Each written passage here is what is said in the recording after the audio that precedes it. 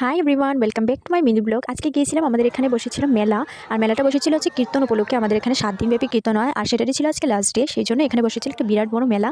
আর আজকে হচ্ছে প্রসাদ বিতরণ, মানে আজকে প্রসাদ দেওয়া হবে, খিচুড়ি প্রসাদ। তার জন্য অনেক ভিড় হয়েছিল, এত মানুষ হয়েছিল মানে কি বলবো। আর মেলাটা অনেক জমেছিল। দেখো, প্রথমেই গিয়েছিলাম কিছু কেনাকাটা করবো বলে, মেলাটা ঘুরে দেখেছিলাম। আর এখানে ঠাকুরের ফটো দেখছিলাম, আমি আর মা একটা ঠাকুরের ফটো নিয়েছে আর কাপ নিয়েছে অনেকগুলো।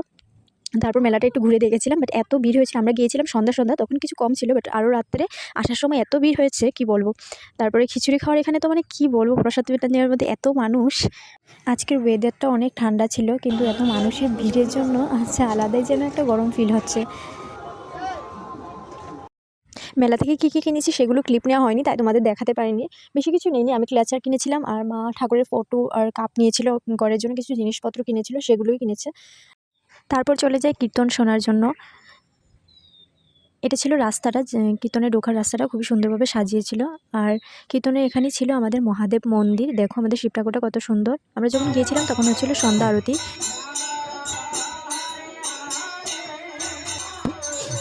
আরতিটাও দেখতে খুবই ভালো লাগছিল।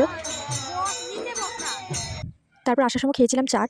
তারপর বাড়িতে আসার সময় আমাদের পাড়ার কালী ঠাকুরটারও একটি ক্লিপ নিয়ে নিয়েছিলাম। চলো টাটা, দেখা হচ্ছে নতুন ভিডিওতে।